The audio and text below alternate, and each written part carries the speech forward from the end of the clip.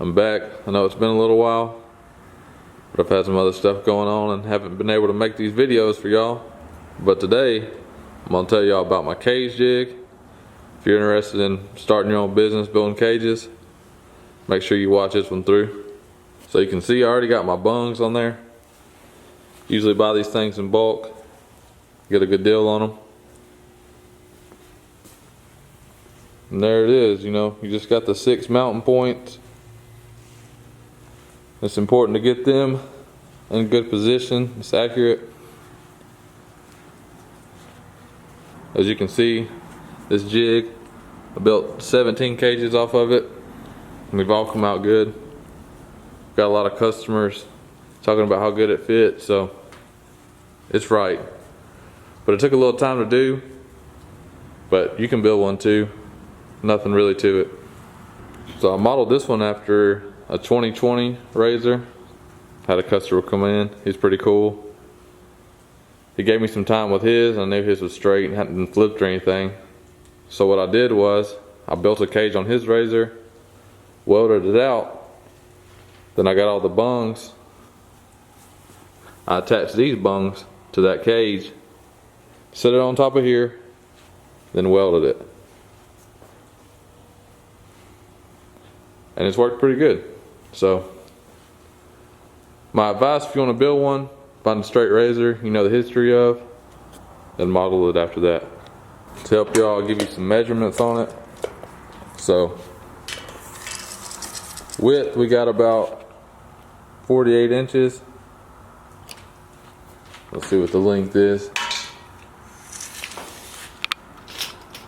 We got about 78 inches on the length of it. It could probably be a little longer. You can see how it's hanging off a little bit. Not the prettiest welds on it either. I was playing with some settings when I built this thing. But it's turned out really good. For the bungs on the jig, I've used, like this is ones I've ordered that's similar to this.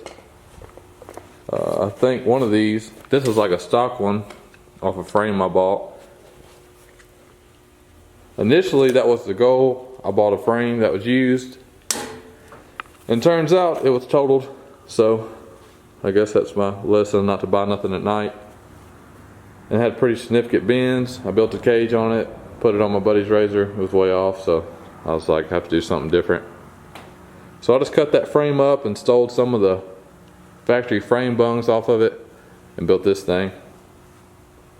But it's worked pretty good. So now I'm gonna get one of those cage hoops that I've already bent and show y'all kind of how it goes together. Kind of where I start at. That'll give you like a baseline. You can figure out what's going on. So here it is. I got a hoop set up there. I've already cut it, pre-bent it. And that's usually what I start with. The perks of a jig is, all these razors, every one of them is not going to be the same. So most of the time they're a little bit out compared to the other one. So when you build this jig, you get a style you like, your dimensions will always be the same. So it's pretty easy to pop off the production stuff with one of these. So next, I'll go ahead and put these back bars in here. Get it set in there.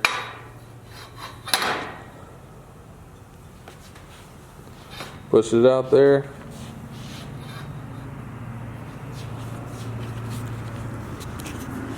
So I'll get that one there, and I'll go ahead and I'll tack this side, tack the other side, tack this up in the back, then I'll throw this one on there, this last one. And then next thing you know, you'll have a hoop in the rear ready to go. And what's good about these back dimensions, you can carry this around like a lot of different style cages. These bars right here will pretty much always keep them the same. If you want, you can change them up. It'll take some trial and error depending on what style you're building to figure out all your dimensions and what works for your jig. Because I would tell you, but I can guarantee you the dimensions on my jig and your jig will be different, just because heat and welding is going to pull it different. The razor you built the cage off of, A lot of variables, but once you get this down, you'll be good to go. So that'll be that. You'll have both those bars in there, you'll have it tacked together. Next step I usually go with is putting your seatbelt bar right here, from here to here. Now you gotta be careful with the seatbelt bar. If you don't get the hoop exactly right, like the other ones, your seatbelt bar may be a little off. So I usually notch it a little bit on the longer side, just so I can modify it, because you'd rather it be longer than shorter.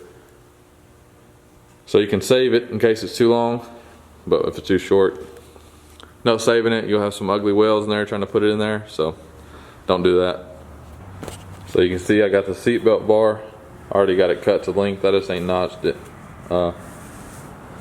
If y'all want me to, I'll show y'all how I build one. I'll get everything notched and put it together and show y'all what I do. But I think y'all can get the gist of it. So after I got the seatbelt bar, I usually go to these pillar bars from the front to the back. Add them in. Then I usually go for the upper and lower windshield bar. I'll throw a stock windshield on these bars, the pillar bars, when I get them in there, and that kind of lines it up so you can set it. That angle is kind of hard to find if you don't have a stock windshield. So that's how I do it.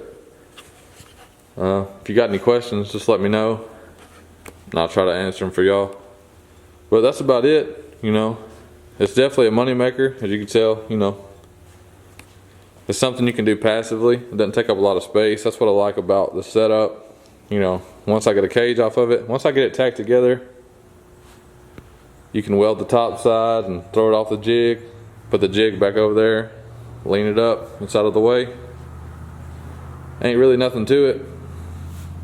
Doesn't take up a lot of space like a frame or a body you had in here. So there it is. Hope y'all learned something, and I appreciate you watching.